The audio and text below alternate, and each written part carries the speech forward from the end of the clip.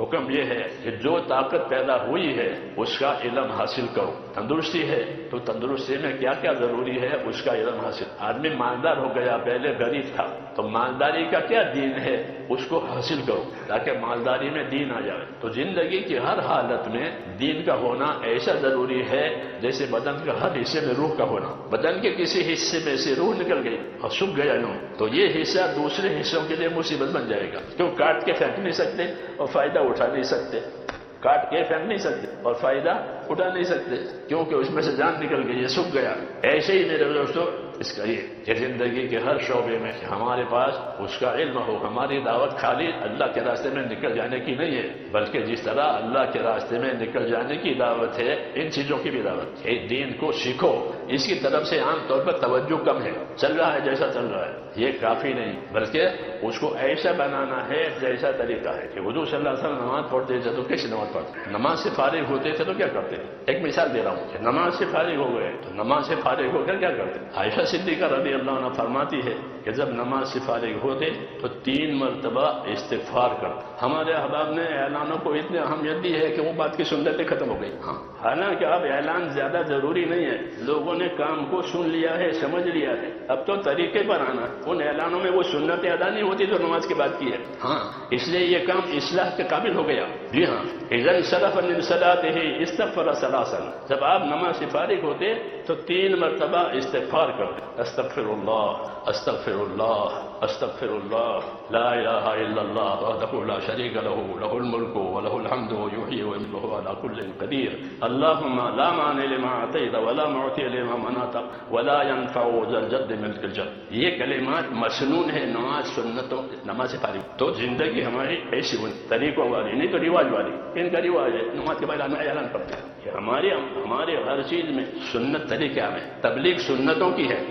تبلیغ کس کی ہے؟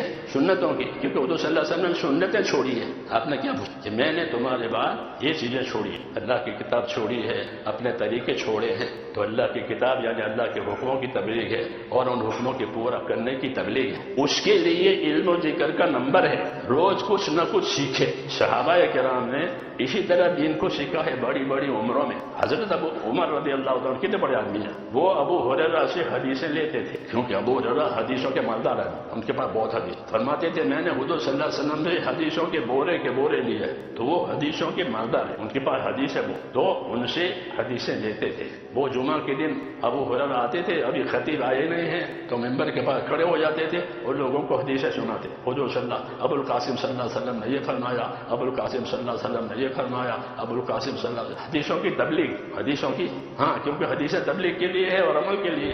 دین تو علم و عمل کا نام ہے. دین علم و عمل کا نام کہ اپنی ذات سے اپنے دین کو سیکھنا اور جاننا اور پھر دنیا میں اس کی دعوت دینا. جب دعوت دیں گے تو عمل کرنے کی صلاحیت پیدا ہوگی. دعوت میں یہ اثر ہے کہ اگر ہم اس کے داعی بنے تو اندر ایک شعور پیدا ہوگا کہ میں لوگوں سے کہتا ہوں، خود تو کرتا نہیں ہوں. ہاں اس لیے کہتے ہیں ہر آدمی اللہ کے راستے میں پھرے اور دعوت دے.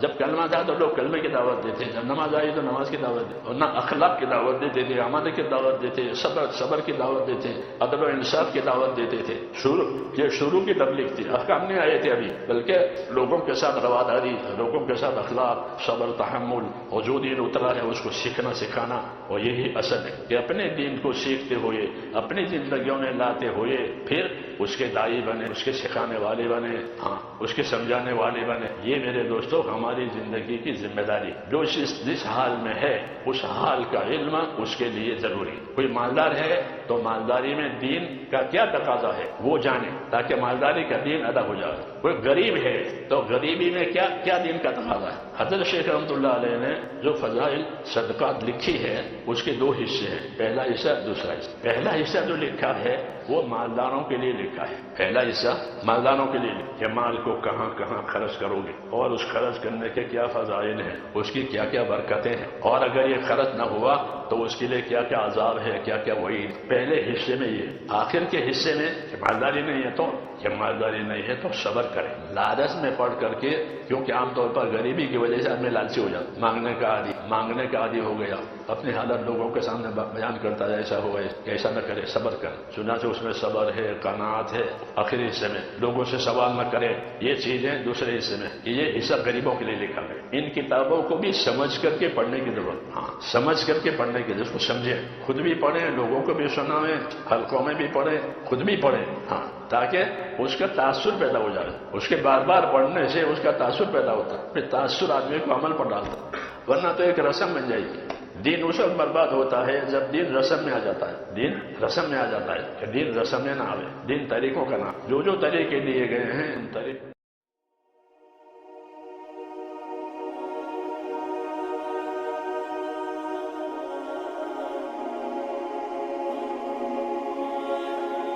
میرے محترم بھائیو، دوستو، بزرگوں، ہم سب روزانہ 5 وقت کی فرض نماز پڑھتے ہیں، اللہ کے حضور سر جھکاتے ہیں، رکوع اور سجدہ کرتے ہیں، لیکن افسوس کے ساتھ کہنا پڑتا ہے کہ آج ہماری اکثریت فرض نماز کا سلام پھیرتے ہی فوری طور پر کھڑی ہو جاتی ہے، یا اپنے موبائل فون نکال لیتی ہے، یا دنیاوی کاموں میں لگ جاتی ہے۔ ہم ان قیمتی لمحات کو ضائع کر دیتے ہیں جو دعاؤں کی قبولیت اور درجات کی بلندی کے لیے خصوصی طور پر مقرر کیے گئے ہیں۔ سلام پھیرنے کے بعد جو وقت ہوتا ہے وہ ایک مومن کے لیے آسمانی خزانے لوٹنے کا وقت ہوتا ہے۔ حضور اکرم صلی اللہ علیہ وسلم جو کائنات کے سردار ہیں، جنہوں نے ہمیں نماز پڑھنے کا طریقہ سکھایا، ان کا اصول کیا تھا؟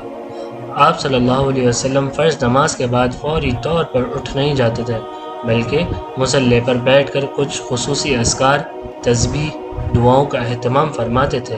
صحابہ اکرام فرماتے تھے کہ ہم دور سے سمجھ جاتے تھے کہ فرض نماز مکمل ہو گئی ہے، کیونکہ مسجد سے بلند آواز میں اللہ کی تکبیر اور اذکار کی آواز آنے لگتی تھی۔ اگر ہم اپنی نماز کو سچ میں نبوی نماز بنانا چاہتے ہیں تو ہمیں سلام پھیرنے کے بعد کی ان سنتوں کو زندہ کرنا ہوگا جو ہماری نبی کریم صلی اللہ علیہ وسلم کا رواج تھی۔ آئیے دیکھتے ہیں کہ وہ کون سے اذکار ہیں جو فرض نماز کے بعد پڑھنا خود سردار کائنات صلی اللہ علیہ وسلم سے ثابت ہے۔ پہلا ذکر ہے استغفار اور اللہم انت السلام۔ فرض نماز کا سلام پھیرنے کے بعد سب سے پہلے کام جو رسول اللہ صلی اللہ علیہ وسلم فرماتے تھے وہ تھا استغفار۔ انسان سوچتا ہے کہ نماز تو ایک عبادت ہے، پھر عبادت کے فوری بعد معافی یعنی استغفار کیوں؟ وہ اس لیے کہ انسان چاہے جتنا بھی خشوع خضوع سے نماز پڑھے، اس میں کوئی نہ کوئی کمی رہ ہی جاتی ہے۔ کبھی دھیان بھٹک جاتا ہے، کبھی رکوع یا سجدے میں وہ حق ادا نہیں ہوتا جو ہونا چاہیے تھا، اس لیے ہم اپنی عبادت کی کمیوں پر اللہ سے معافی مانگتے ہیں۔ صحیح مسلم کی روایت میں آتا ہے کہ حضرت فرماتے تھے کہ آپ صلی اللہ علیہ وسلم نماز سے فارغ ہوتے تو 3 مرتبہ یہ فرماتے، استغفر اللہ، استغفر اللہ، استغفر اللہ، میں اللہ سے معافی مانگتا ہوں، میں اللہ سے معافی مانگتا ہوں، میں اللہ سے معافی مانگتا ہوں۔ اس کے فوری بعد آپ صلی اللہ علیہ وسلم یہ عظیم دعا پڑھتے تھے جو صحیح مسلم میں ہی موجود ہے، اللہم انت السلام ومنک السلام تبارکت یا ذوالجلال والاکرام۔ اے اللہ، تو ہی سلامتی والا ہے اور تیری ہی طرف سے سلامتی ہے، تو برکت والا ہے، اے عظمت اور بزرگی والے۔ یہ دعا آپ کو آسان نماز کی کتابوں میں بھی آرام سے مل جائے گی۔ کتنا پیارا اور گہرا ذکر ہے۔ سلام پھیرتے ہی پہلے اپنی خطاؤں کا اعتراف اور پھر اللہ کی سلامتی کا اقرار۔ جو شخص ہر فرض نماز کے بعد یہ کلمات پڑھتا ہے، اللہ اس کی نماز کی خامیوں کو دور فرما کر اسے اپنے حفظ و امان میں لے آتا ہے۔ توحید کا اقرار اور بے پناہ برکت کا نبوی اذکار کیا ہے؟ استغفار اور اللہم انت السلام جو نماز کے بعد کی دعا ہے، آپ صلی اللہ علیہ وسلم توحید کا ایک ایسی عظیم اور بھاری قسط پڑھتے تھے جو انسان کے اندر سے دنیا کا خوف نکال دیتی ہے۔ صحیح بخاری اور صحیح مسلم میں آتا ہے کہ حضرت مغیرہ بن شعبہ رضی اللہ تعالی عنہ فرماتے ہیں کہ نبی کریم صلی اللہ علیہ وسلم ہر فرض نماز کے بعد یہ کلمات بلند آواز میں پڑھا کرتے تھے، لا الہ الا اللہ وحدہ لا شریک لہ لہ الملک ولہ الحمد وہو علی کل شیء قدیر۔ اللہ کے سوا کوئی معبود نہیں، وہ اکیلا ہے، اس کا کوئی شریک نہیں، اسی کی بادشاہی ہے اور اسی کے لیے سب تعریفیں ہیں، اور وہ ہر چیز پر قادر ہے۔ اور اس کے ساتھ ہی آپ صلی اللہ علیہ وسلم یہ مخصوص دعا پڑھتے تھے، اللہم لا مانع لما عاطیت ولا معطی لما منعت ولا ينفع ذا الجد منک الجد۔ اور ترجمہ، اے اللہ کے سوا کوئی معبود نہیں، اے اللہ جو چیز تو دینا چاہے اسے کوئی روکنے والا نہیں، اور جسے تو روکنا چاہے اسے کوئی دینے والا نہیں، اور کسی دولت والے کو اس کی دولت تیرے عذاب سے نہیں بچا سکتی۔ یہ وہ کلمات ہیں جو انسان کے عقیدے کو لوہا بنا دیتے ہیں۔ جب آپ ہر نماز کے بعد یہ اقرار کرتے ہیں کہ یا اللہ، جو تو دے اسے کوئی روک نہیں سکتا، اور جو تو روک لے اسے کوئی دے نہیں سکتا، تو آپ کے دل سے مخلوق کا خوف ختم ہو جاتا ہے، پھر آپ رزق کے لیے، عزت کے لیے اور کامیابی کے لیے صرف اور صرف اللہ کے دروازے پر جھکتے ہیں۔ چوتھا کلمہ ہے تسبیح فاطمہ اور گناہوں کی معافی۔ فرض نماز کے بعد کے اذکار میں سب سے مشہور، آسان اور فضیلت سے بھرا ہوا ذکر تسبیح فاطمہ ہے۔ یہ وہ اذکار ہے جو حضور اکرم صلی اللہ علیہ وسلم نے اپنی پیاری بیٹی حضرت فاطمہ کو تھکن اور پریشانی کے علاج کے طور پر سکھایا تھا، اور صحابہ کو فرض نماز کے بعد پڑھنے کی ہدایت فرمائی تھی۔ صحیح مسلم کی روایت میں آتا ہے کہ رسول اللہ صلی اللہ علیہ وسلم نے فرمایا، جو شخص ہر فرض نماز کے بعد یہ پڑھے 33 مرتبہ اللہ اکبر، 33 مرتبہ الحمدللہ اور 33 مرتبہ سبحان اللہ، یہ کل 99 کلمات بنتے ہیں، اور آخر میں 100 کا عدد پورا کرنے کے لیے یہ پڑھیں، لا الہ الا اللہ وحدہ لا شریک لہ لہ الملک ولہ الحمد وہو علی کل شیء قدیر۔ آپ صلی اللہ علیہ وسلم نے اس کی فضیلت بیان کرتے ہوئے فرمایا، جو شخص ہر فرض نماز کے بعد اس طرح 100 مرتبہ یہ کلمات پورا کرتا ہے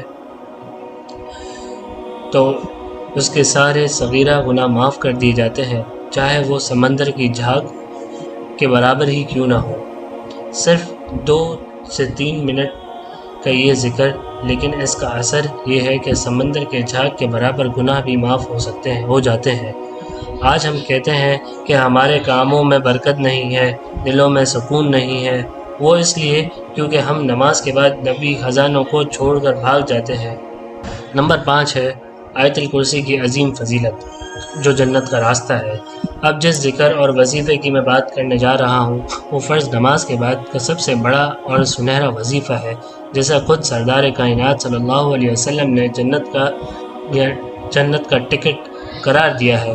وہ قرآن پاک کی سب سے عظیم آیت یعنی آیت الکرسی ہے، جو سورہ بقرہ کی آیت نمبر 255 ہے، آیت 255 سے شروع ہو رہی ہے۔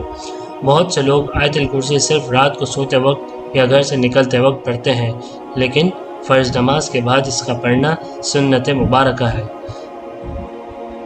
سند میں آتا ہے کہ رسول اکرم صلی اللہ علیہ وسلم نے فرمایا، جس شخص نے ہر فرض نماز کے بعد آیت الکرسی پڑھی، اس کے جنت میں داخل ہونے میں سوائے موت کے کوئی اور رکاوٹ نہیں ہے۔ اللہ اکبر۔ اس حدیث کا مطلب غور سے سمجھیں، یعنی جو شخص ہر فرض نماز کے بعد پابندی سے آیت الکرسی پڑھتا ہے وہ جنت کا حقدار بن چکا ہے۔ بس جیسے ہی اس کی موت آئے گی وہ سیدھا جنت کے محلات میں داخل ہو جائے گا۔ موت اس کے اور جنت کے درمیان آخری پردہ ہے۔ کتنا بڑا انعام ہے اور کتنا آسان عمل ہے۔ اس کے ساتھ ہی آپ صلی اللہ علیہ وسلم نے ہر نماز کے بعد سورہ اخلاص، سورہ فلق اور سورہ ناس پڑھنے کی بھی ہدایت فرماتے تھے، جو ہر قسم کے جادو، نظر بد اور شیطان کے شر سے حفاظت کا واحد ذریعہ ہے۔ میرے عزیز دوستوں، بھائیوں اور میری بہنوں، اس بیان کا نچوڑ اور سبق یہ ہے کہ نماز صرف سلام پھیرنے تک مکمل نہیں ہوتی، بلکہ نماز کے بعد یہ نبی اذکار ہماری عبادت کا اہم حصہ ہے۔ جس محفل میں ہم اس محفل میں پکا ارادہ کرتے ہیں کہ انشاءاللہ ہم بھی یہ اذکار پڑھیں گے، کم از کم 5 منٹ مصلی پر رکیں گے، پہلے 3 مرتبہ استغفار پڑھیں گے، پھر اللہم انت السلام یعنی نماز کے بعد کی دعا پڑھیں گے، پھر توحید کا اقرار، پھر 33 مرتبہ سبحان اللہ، 33 مرتبہ الحمدللہ اور 33 مرتبہ اللہ اکبر پڑھیں گے، اور آخر میں آیت الکرسی ضرور پڑھیں گے۔ یہ وہ چھوٹے چھوٹے نسخے ہیں جو آپ کی زندگی میں روحانی اور دنیاوی دونوں برکت لے کر آئیں گے۔ آخری میں بس یہی دعا ہے کہ یا اللہ ہمیں نماز پڑھنے کی اور نماز کے بعد تیرے پیارے نبی صلی اللہ علیہ وسلم کی بتائی ہوئی سنتوں پر عمل کرنے کی توفیق عطا فرما۔ ہماری ان نمازوں کو قبول فرما جو ہم نے لاپرواہی میں پڑھی ہیں۔ ہماری زبانوں کو اپنے ذکر سے تر و تازہ رکھ۔ ہمیں ہر فرض نماز کے بعد آیت الکرسی اور تسبیح پڑھنے کی استقامت عطا فرما تاکہ ہم موت کے بعد تیری جنت کے حقدار بن سکیں۔ ہمارے گناہوں کو معاف فرما اور ہمیں ہماری عبادت میں خشوع اور خضوع پیدا فرما۔ یا اللہ ہمیں 5 وقت کا پکا نمازی بنا دے۔ یا اللہ ہمیں تکبیر اولیٰ کے ساتھ نماز کا پابند بنا دے۔ یا اللہ ہمیں ہدایت دے۔ آمین یا رب العالمین۔ وآخر دعوانا الحمدللہ رب العالمین۔ جو کچھ سنا گیا اللہ تعالیٰ اس پر عمل کرنے کی توفیق عطا فرمائے۔ مزید اسلامی اور اصلاحی بیانات کے لیے ایمانی بیانات کو فالو کریں، لائک کریں، سبسکرائب کریں۔ جزاکم اللہ خیرا۔